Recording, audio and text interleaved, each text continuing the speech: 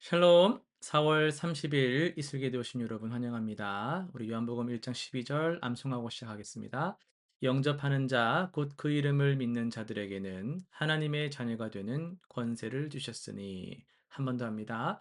영접하는 자, 곧 그 이름을 믿는 자들에게는 하나님의 자녀가 되는 권세를 주셨으니. 아멘. 오늘은 시편 18편부터 24편까지를 통독하게 됩니다. 한 장씩, 한 편씩 살펴보겠습니다. 18편입니다. 이 시는 사울의 손을 비롯한 모든 원수에게서 건진받은 다윗이 드린 웅장한 감사 시편으로서 사무엘하 22장에 거의 동일하게 수록되어 있어 다윗의 생애 전체를 아우르는 신앙 고백으로 여겨집니다. 다윗은 여호와를 반석, 요새, 방패, 구원의 뿔 등 여섯 가지 이름으로 한꺼번에 부르며 시작하는데 이것은 그저 문학적 표현이 아니라 삶으로 직접 경험했던 하나님의 다채로운 면모이죠. 특히 6절에 그가 그의 성전에서 내 소리를 들으셨다라는 고백은 당시 성전이 아직 건축되지 않았다라는 걸 생각하면 더욱 깊이 다가오는 것이죠. 하나님은 특정 장소에 갇혀 계시지 않으시며 부르짖는 자의 소리를 언제나 어디서나 들으십니다. 7절부터 15절의 그 신현 장면은 출애굽의 하나님이 역사 속에 여전히 살아 개입하신다라는 고백이며 시의 마지막은 다윗 개인을 넘어 메시아를 통해 완성될 구원을 향해 열려 있습니다. 19편입니다. 이 시는 크게 두 부분으로 이루어져 있는데요. 1절에서 6절은 하늘과 자연이 하나님의 영광을 소리 없이 증언하는 자연 계시를 노래하고 7에서 14절은 하나님의 말씀이 영혼을 소생시키는 특별 계시를 찬양합니다. 흥미로운 것은 1에서 6절에 나타나는 역설입니다. 언어도 없고 소리도 없으나 그의 소리가 온 땅에 통한다라고 말하죠. 자연은 말하지 않지만 말합니다. 그러나 다윗은 자연 계시만으로는 충분하지 않음을 알았기 때문에 7절부터 여호와의 율법, 증거, 교훈, 계명, 법도를 순금보다 송이 꿀보다 더 사모할 것이라 고백합니다. 그런데 이 시가 "숨은 허물에서 벗어나게 하소서"라는 기도로 마무리된다는 점이 의미심장한데요.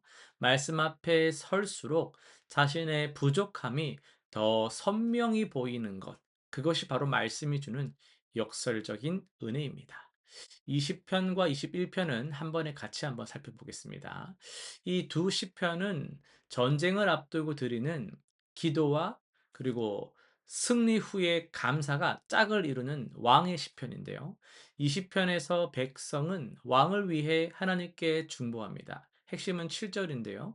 어떤 사람은 병거, 어떤 사람은 말을 의지하나 우리는 여호와 우리 하나님의 이름을 자랑한다는 이 고백은 당시 병거와 말이 당시 기준으로 최첨단 군사력이었다라는 걸 생각할 때 낭만적인 구호가 아니라 와, 정말 실제적인 신앙의 결단이다라는 것이죠. 21편은 그 기도에 응답하신 하나님께 감사하는 시입니다. 특히 4절에 그가 생명을 구하매 주께서 그에게 주셨으니 곧 영원한 장수로소이다라는 표현은 다윗의 장수를 넘어 메시아의 부활을 통해 성취될 영원한 생명을 예표합니다. 기도하고 싸우고 감사하는 것이 하나님 백성의 리듬인 것이죠. 22편으로 갑니다.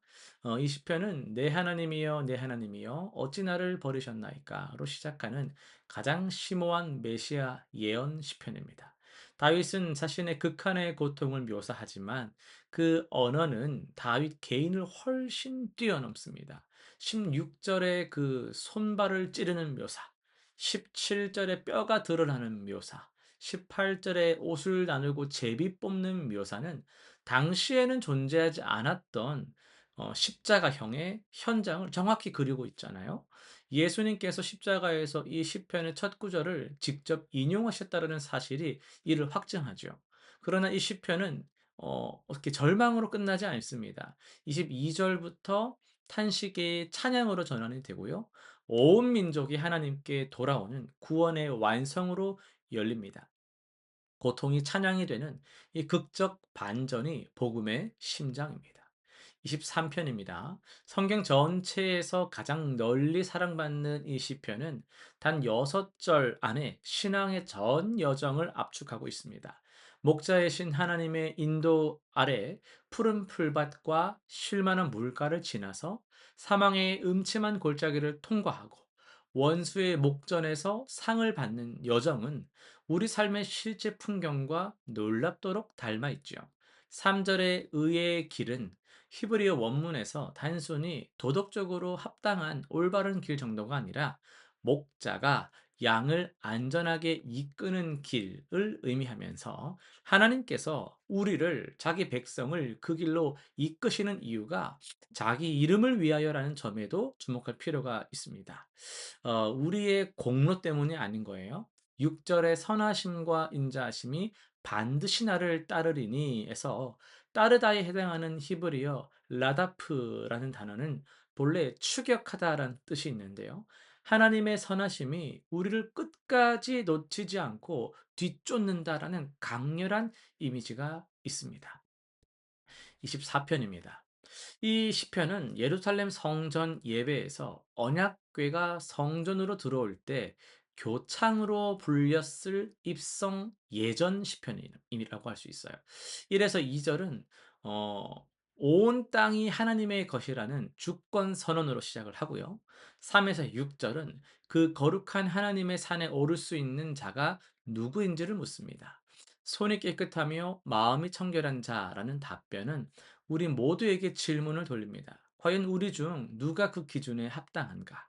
7에서 10절에서 영광의 왕이 누구시냐라는 반복된 질문과 함께 만군의 여호와께서 문으로 들어오시는 장면은 예수님의 예루살렘 입성과 부활 승천을 예표합니다.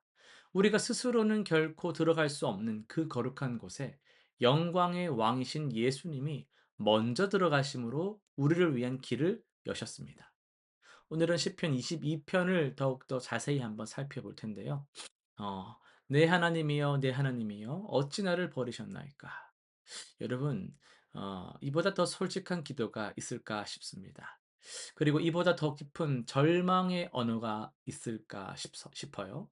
시편 22편의 표제를 한번 보시면, 아얄렛 샤할, 즉, 새벽 암사슴의 곡조라고 적혀 있거든요. 가장 어두운 시간, 혼자인 사슴의 이미지 위에 이 절규가 놓여 있어요. 그런데 이 말은 그로부터 1000년이 지나 골고다 언덕에서 다시 한번 울려 퍼집니다. 예수께서 십자가 위에서 숨을 거두시기 직전에 엘리 엘리 라마 사박다니, 즉 나의 하나님 어찌 나를 버리셨나이까라고 외치셨죠. 하나님의 아들이 하나님께 버림받았다고 부르짖으셨습니다.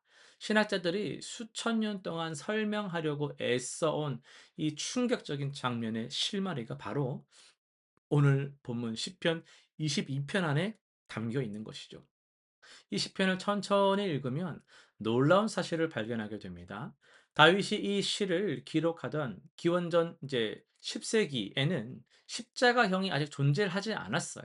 그럼에도 16절을 보시면 내 수족을 찔렀나이다라고 하고 17절은 내가 내 모든 뼈를 셀 수 있나이다라고 하면서 또 18절에선 내 겉옷을 나누며 속옷을 제비뽑나이다라고 기록을 하잖아요. 그러니까 요한복음 19장은 이 세 가지 장면이 골고다에서 글자 그대로 성취되었다라는 걸 증언합니다. 다윗은 자신이 경험한 극한의 고통을 솔직하게 쏟아냈지만 성령의 감동으로 기록된 그 고통의 언어는 이미 1000년 후에 있을 메시아의 순환을 담고 있었던 것이죠. 다윗의 시가 예수님의 이야기였습니다. 성경의 저자는 누구세요? 오직 하나님 한 분이신 것이죠. 그렇다면 하나님은 왜 자신의 아들을 버리셨을까요? 14절을 천천히 읽어보시기 바랍니다. 나는 물같이 쏟아졌으며 내 모든 뼈는 어그러졌으며 내 마음은 밀랍 같아서 내 속에서 녹았으며. 히브리어에서 마음이 밀랍같이 녹았다라는 표현은 감정의 흔들림을 훨씬 넘어서서 우리가 존재한다는 그 중심 자체가 와르르 무너지는 경험을 가리키거든요. 예수님은 십자가에서 '아 좀 아프네.'라는 그런 육체적 고통 이 정도로만 끝나신 게 아니고요. 이사야 53장 6 절의 말씀처럼 우리 모든 인생들의 죄악을 예수님이 다 담당하신 겁니다. 한 사람이 삶에서 겪는 죄로 인한 비참함이 얼마나 크겠어요. 근데 모든 인생들의 그 짐을 다 지신 거죠. 죄인이 마땅히 받아야 할 하나님과의 단절, 그 저주와 유기를 죄 없으신 예수께서 대신 지신 겁니다. 원래 그 자리는 우리의 자리였지 않습니까? 우리가 버림받아야 했죠. 그런데 예수님이 그 자리에 서셨습니다. 이것이 대속의 신비이고 복음의 심장입니다. 여러분 시편 22편의 가장 극적인 순간은 22편 22절의 전환에 있습니다. 그토록 처절하던 탄식이 갑자기 찬양으로 바뀌어요. 내가 주의 이름을 형제에게 선포하고 회중 가운데서 주를 찬송하리이다. 무슨 일이 있었던 것일까요? 24절이 그 이유를 말해주는데요. 그가 곤고한 자의 곤고를 멸시하거나 싫어하지 아니하시며 그의 얼굴을 그에게서 숨기지 아니하시고 그가 울부짖을 때에 들으셨도다. 침묵처럼 보였지만 하나님은 듣고 계셨습니다. 외면하시는 것 같았지만 얼굴을 숨기지 않으셨죠. 그 응답은 한 사람을 넘어서 땅의 모든 끝이 여호와를 기억하고 돌아오며 모든 나라의 모든 족속이 주의 앞에 예배하는 구원으로 열렸습니다.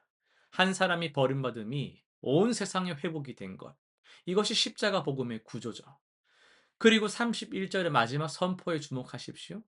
원문을 보면요. 마지막 단어는 딱 한마디거든요. 아사. 그가 행하셨다. 라는 뜻입니다. 설명이 필요 없죠. 다 이루셨습니다. 십자가 위에서 예수님이 외치신 다 이루었다가 여기에 이미 울려 있습니다. 히브리서 4장 15절은 말씀합니다. 우리에게 있는 대제사장은 우리의 연약함을 동정하지 못하실 리가 아니요. 예수님은 버림받음이 어떤 것인지 몸소 경험하셨습니다. 그렇기에 우리의 절규 앞에서 완전한 공감을 하실 수 있으시죠. 지금 응답 없는 기도가 있습니까? 하나님이 침묵하시는 것 같아 두려운 시간이 있습니까? 우리 중 많은 이가 삶의 어느 지점에서 이 시편의 첫 구절을 마음속으로 외쳐 보았을 겁니다. 그 고통은 결코 부끄러운 것이 아닙니다. 다윗도 울부짖었고 심지어 예수께서도 외치셨잖아요. 예수님이 십자가에서 진짜로 버림받으심으로 이제 우리는 결코 버림받지 않습니다. 그 십자가 위의 절규는 부활의 찬양이 되었습니다. 우리의 부르짖음도 다윗처럼 예수님처럼 반드시 찬양으로 바뀔 겁니다. 새벽 암사스님의 절규가 아침이 되면 찬양이 됩니다. 실천상 세 가지 한번 정합니다. 첫 번째는 응답받지 못했다고 느끼는 기도 제목이 있다면 이번 주 시편 22편 1절의 언어로 솔직하게 한번 토로해 보시길 바랍니다. 두 번째는요. 22편 24절을 암송 한번 해 보시면서 고통의 순간마다 떠올릴 말씀으로 삼아 보시기를 바랍니다. 세 번째는요. 나를 위해 버림받으신 예수님의 십자가를 매일 한 번씩 묵상해 보시면서 그 사랑에 진심으로 감사하는 짧은 기도를 드려 보시길 바랍니다. 기도하고 마칩니다. 하나님 아버지, 정말 우리도 내 하나님이 나를 어찌하여 버리셨나라고 기도하고 싶을 때가 있습니다. 오늘 이 시편 22편을 통해서 그 절규가 부끄러운 것이 아님을 다시 한번 배우며 정말 주님의 그 사랑 앞에서 찬양하며 침묵 속에서도 응답하시는 주님을 신뢰하는 우리로 나아가게 하여 주옵소서. 예수님의 이름으로 기도드립니다. 아멘.